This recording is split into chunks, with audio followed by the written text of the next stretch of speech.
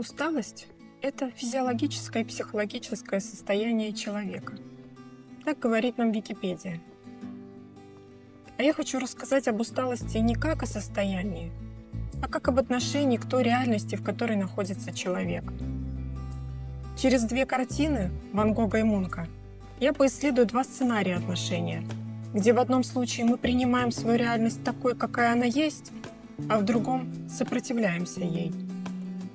А в конце, прожив эти мысли через картины, я смогу решить, где я трачу больше своей энергии: на борьбу с реальностью или на жизнь внутри нее.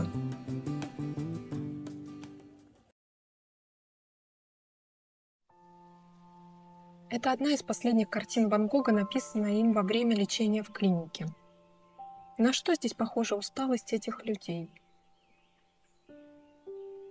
Такая теплая и уютная атмосфера. У меня сразу желание лечь рядом, по другую сторону, и побыть немного в этой тишине, без суеты многоквартирного дома. Их отдых вызывает во мне чувство приятной усталости. Той, когда ты доволен результатами своей работы, и ты можешь максимально расслабиться, потому что внутри тебя нет никакого психологического давления от обязательств.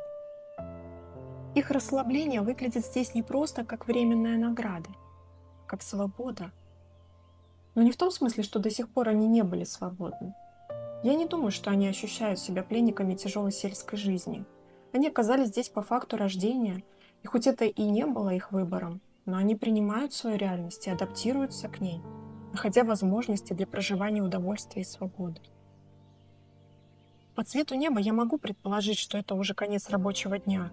Они могли бы сразу пойти домой, но задержались, легли на свежескошенную траву, ловят лучи уходящего солнца.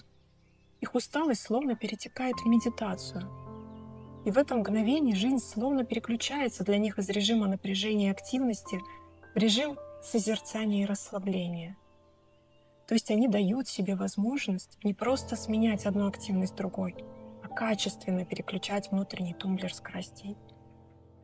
Эта картина говорит мне об осознанном переключении между ритмами жизни, когда ты не просто останавливаешься физически, а в этот момент переключаешь все свое внимание на новый режим, замечая перемены в мире и в себе.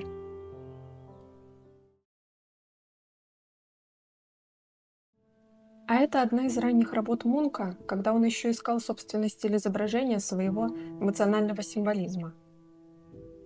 О чем говорит усталость этого мужчины? Что скрыто в его неподвижности? В этой картине ощущается уже совсем иное. Здесь я чувствую усталость от сопротивления обстоятельствам.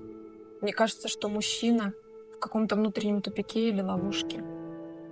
Если в картине Ван Гога люди были удовлетворены своей жизнью, и их усталость выглядела как сладкая нега, в этой картине усталость — это давящее чувство обреченности. В этом состоянии трудно расслабиться. Это не переключение скоростей, это одна из форм напряжения и активности, где даже в бездействии человек продолжает бежать по кругу в поисках выхода. Этот человек тратит так много усилий, чтобы сопротивляться своей реальности, тем обстоятельствам, в которых он оказался сейчас в своей жизни. А вот персонажи первой картины принимают эту реальность, не сливают силы в борьбу с ней, а адаптируются и формируют возможности для получения удовольствия. Разница здесь не в действии или бездействии, а в качестве внимания к своей реальности. Для одних оно осознанное, направленное вовне созерцание. Для других это замкнутый на себе бег по кругу. Эти картины говорят мне о том, что усталость намного больше, чем просто признак недостатка ресурсов. Иногда это важный сигнал внутреннего сопротивления тому, что уже существует как факт, но отвергается и становится причиной мучительной борьбы. В моей жизни есть место обоим сценариям, но когда я замечаю себя во втором, я точно знаю, что нужно изменить, и делаю это.